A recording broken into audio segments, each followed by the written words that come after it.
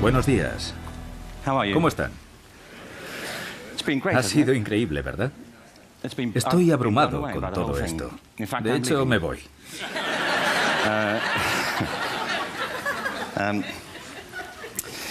Se han mencionado 3 temas en este congreso que tienen que ver con lo que quiero decir.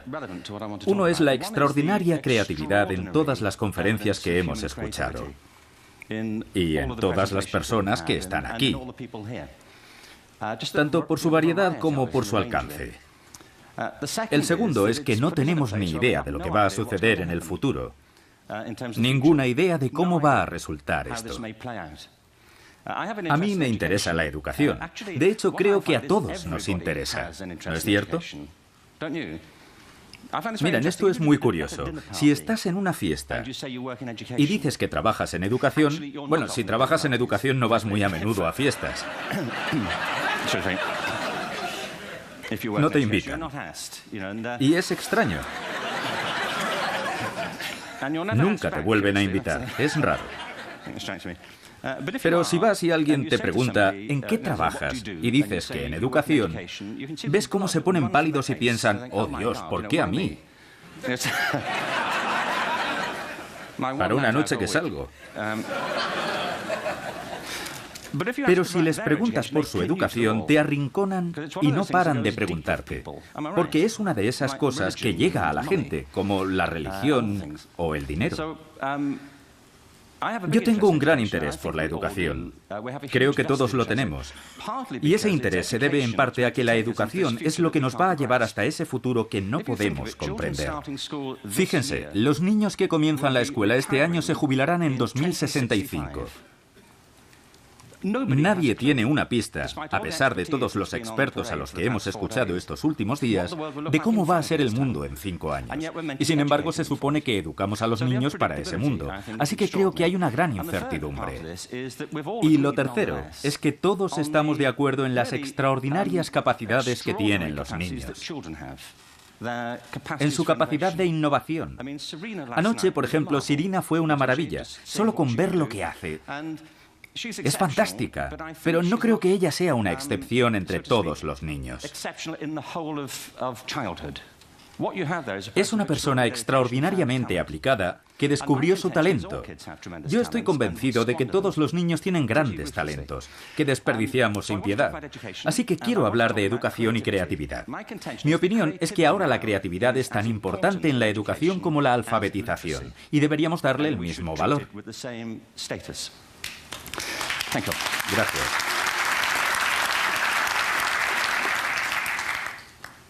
Por cierto, eso fue todo. Muchísimas gracias. Así que me quedan 15 minutos. Bueno, yo nací en... No. Hace poco me contaron una historia sobre una niña de 6 años que se sentaba en la parte de atrás de la clase. Su profesora comentaba que nunca prestaba atención, pero que en clase de dibujo sí. Así que se acercó a ella y le preguntó, ¿qué estás dibujando? Y le dijo, estoy dibujando a Dios. Pero nadie sabe cómo es Dios, respondió la profesora. Y la niña contestó, lo sabrán en un minuto.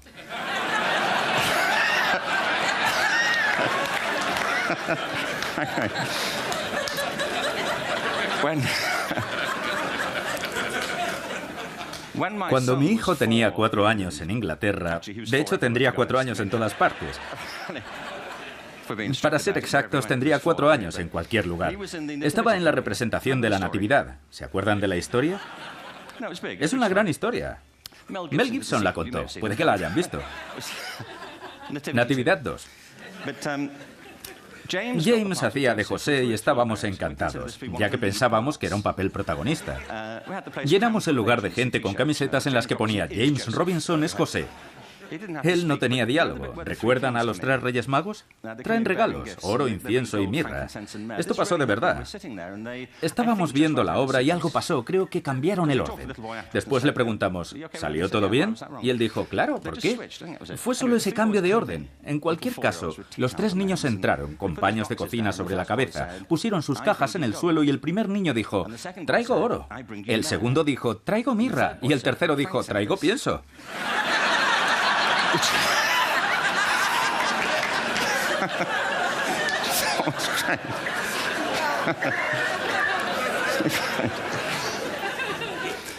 Con esto quiero decir que los niños se arriesgan. Si no saben hacer algo, lo intentan. ¿Verdad? No tienen miedo a equivocarse. No estoy diciendo que equivocarse sea lo mismo que ser creativo. Lo cierto es que si no estás dispuesto a equivocarte, nunca se te va a ocurrir algo original. Si no estás abierto a equivocarte. Pero cuando llegan a adultos, la mayoría de los niños ha perdido esa capacidad. Tienen miedo a equivocarse. Y por cierto, dirigimos así nuestras empresas. Estigmatizamos los errores. Hemos creado sistemas educativos en los que cometer errores es lo peor que te puede suceder. Y el resultado es que estamos educando a la gente para que abandone sus capacidades creativas. Picasso dijo que todos los niños nacen artistas. El problema es seguir siendo artistas al crecer. Estoy convencido de que no nos volvemos más creativos al crecer, sino más bien al contrario. La educación nos hace menos creativos. ¿Y por qué es así? Yo vivía en Stratford-on-Avon hasta hace 5 años que nos mudamos a Los Ángeles. ¿Se pueden imaginar lo suave que fue ese cambio? De hecho, vivíamos en un lugar llamado Snitterfield, a las afueras de Stratford, donde nació el padre de Shakespeare. Seguro que nunca habían pensado que Shakespeare tuviera un padre. Y eso es porque nunca pensaron en Shakespeare de niño. ¿Se lo imaginan a los 7 años? Nunca pensé en ello, pero en algún momento tuvo esa edad y estaría en la clase de alguien.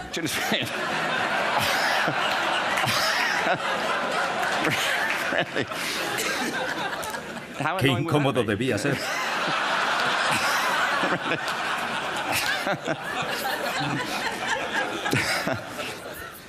Debe esforzarse más. Su padre le diría, vete a la cama. Deja ya ese lápiz. Y no hables así. Nos confundes a todos.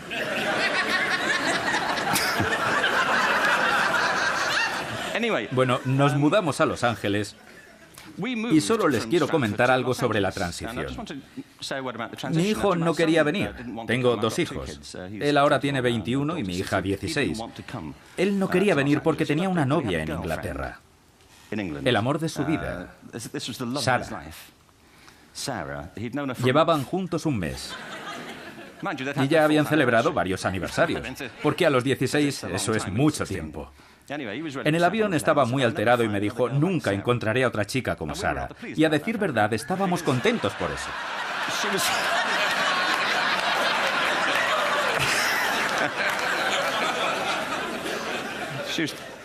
Ya que ella fue la razón por la que dejamos el país.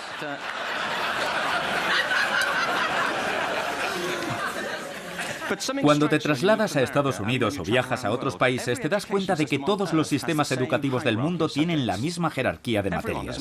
No importa a dónde vayas, en lo más alto están matemáticas y lengua, luego humanidades y por último las artes, en todo el planeta.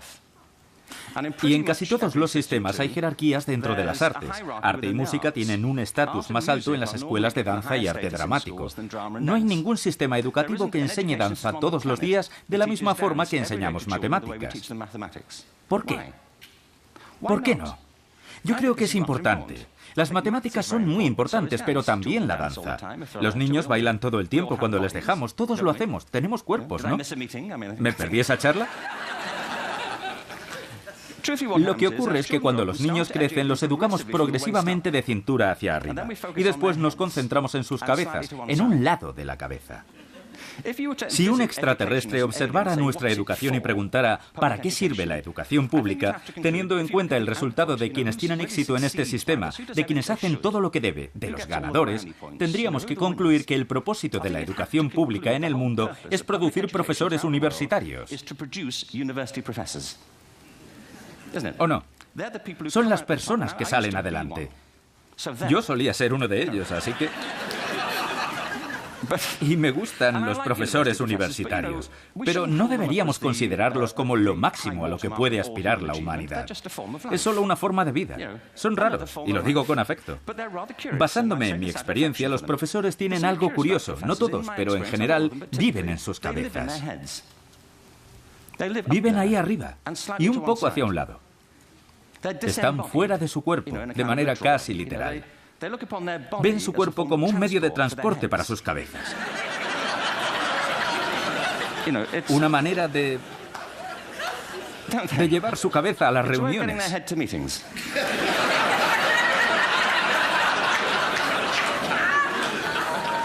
Si quieren presenciar alguna experiencia extracorporal, acudan a una conferencia de académicos y cuélense en la discoteca la última noche. Y ahí los verán, hombres y mujeres adultos contorsionándose. A destiempo. Y deseando que termine para ir a casa a escribir un artículo. Nuestro sistema educativo se basa en la habilidad académica. Y hay una razón. Se debe a cuando fue inventado. No había sistemas educativos antes del siglo XIX. Todos surgieron para cubrir las necesidades de la industrialización. Así que se basan en dos ideas. Una, que las materias más útiles para el trabajo son las más importantes. Así que quizás le alejaron de lo que le gustaba cuando era niño, argumentando que así no encontrarían trabajo, ¿cierto? No hagas música, no serás músico. No hagas arte, no serás artista. Buen consejo, aunque hoy profundamente equivocado. El mundo está en plena revolución. La segunda idea es la habilidad académica que ha llegado a dominar nuestra visión de la inteligencia porque las universidades diseñaron ese sistema a su manera. De hecho, el sistema de educación pública parece un extenso proceso de admisión universitaria. Y como consecuencia, muchas personas brillantes y creativas piensan que no lo son, porque aquello en lo que sobresalían en la escuela no era valorado o era estigmatizado. Yo creo que no deberíamos seguir por este camino. Según la UNESCO, en los próximos 30 años se graduarán más personas en el mundo que las que lo han hecho desde el comienzo de la historia. Más personas. Esto se debe a la combinación de todo lo que hemos hablado, a la tecnología, a la transformación del trabajo y a la explosión demográfica. De repente los títulos no tienen ningún valor. Cuando yo estudiaba, si tenías un título tenías trabajo y si no lo tenías era porque no querías. Yo no quería un trabajo, francamente. Pero ahora muchos jóvenes titulados tienen que volver a sus casas y seguir jugando con videojuegos porque se necesita una maestría para trabajar, cuando antes solo se requería el bachillerato. Es un proceso de inflación académica que indica que la estructura de la educación se tambalea. Debemos cambiar la idea que tenemos de la inteligencia. Sabemos tres cosas de ella. Primero, que es diversa. Interpretamos el mundo según como lo experimentamos, de forma visual, auditiva o cinestésicamente. Pensamos en términos abstractos o pensamos en movimiento. Segundo, la inteligencia es dinámica. Si observamos las interacciones del cerebro, como escuchamos ayer en varias charlas, la inteligencia es interactiva. El cerebro no se divide en compartimentos. De hecho, la creatividad, que yo defino como el proceso de tener ideas originales que tienen valor, a menudo surge de la interacción de diferentes disciplinas. En el cerebro hay un haz de nervios que une sus dos mitades, llamado cuerpo calloso. Es más grueso en las mujeres. Siguiendo con lo que dijo Helen ayer, creo que quizás por eso las mujeres son capaces de hacer varias cosas a la vez. Hay muchas investigaciones, pero yo lo sé por mi experiencia personal. Cuando mi esposa cocina, no muy a menudo, por suerte. No, ella cocina bien algunas cosas, pero a la vez que lo hace, habla por teléfono, habla a los niños, pinta el techo, opera a corazón abierto. Si cocino yo, la puerta está cerrada, los niños fuera, el teléfono descolgado y me enfado si ella viene. Terry, por favor, intento freír un huevo.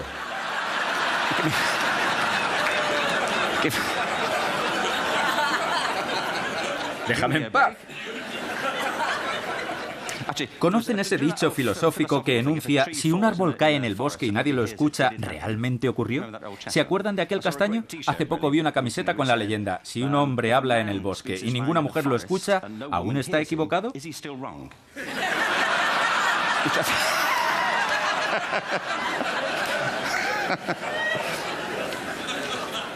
Y lo tercero es que la inteligencia es única. Estoy escribiendo un libro que se titula Epifanía y recoge una serie de entrevistas sobre cómo algunas personas descubrieron su talento. Un tema que me fascina y que surgió por una conversación que tuve con una mujer de la que quizás no hayan oído hablar. Se llama Gillian Lynn. ¿Les suena? Algunos sí. Es coreógrafa y todos conocemos su trabajo. Ella hizo Cats y El fantasma de la ópera. Yo estaba en el consejo del Royal Ballet en Inglaterra, como pueden ver. Comí con Gillian un día y le pregunté, ¿cómo llegaste a ser bailarina? Y ella me contó que no era buena estudiante. Entonces, en los años 30, escribieron a sus padres de la escuela diciendo, creemos que su hija tiene un trastorno de aprendizaje. Ella era nerviosa y no se podía concentrar. Hoy lo llamarían déficit de atención, pero eran los años 30 y no se conocía ese trastorno. La gente no sabía que podía tener eso. Gillian fue con su madre a un especialista. Era una habitación de paneles de roble y a ella la sentaron en una silla, en un rincón. Estuvo ahí durante 20 minutos mientras el médico y su madre hablaban de los problemas que tenía en la escuela, que si molestaba a los niños, no hacía los deberes, etc. Al final, el médico le dijo, Gillian, he escuchado a tu madre y necesito hablar en privado con ella. Espera aquí, que enseguida volvemos. Y se fueron. Pero al salir, él encendió la radio que estaba sobre su escritorio y le dijo a su madre, vamos a observarla. Gillian se levantó y comenzó a moverse al ritmo de la música. Entonces el médico le dijo a su madre, señora Lynn, su hija no está enferma, es una bailarina. Llévela a una escuela de danza. Le pregunté, ¿qué pasó?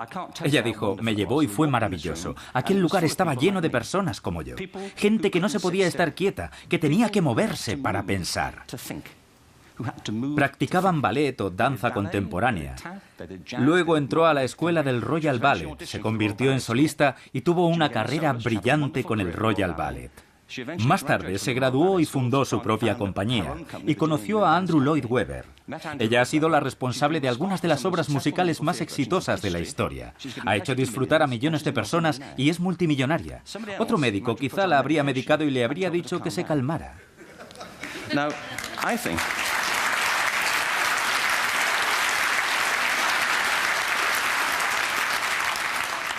De esto se trata. Al Gore habló la otra noche sobre ecología y sobre la revolución iniciada por Rachel Carson. Yo creo que nuestra única esperanza para el futuro es adoptar una nueva concepción de la ecología humana para reconstruir y volver a creer en la riqueza de la capacidad humana. Nuestro sistema educativo ha explotado nuestras mentes como nosotros lo hacemos con la tierra, buscando recursos. Pero en el futuro esto no servirá. Debemos replantearnos cómo estamos educando a nuestros hijos.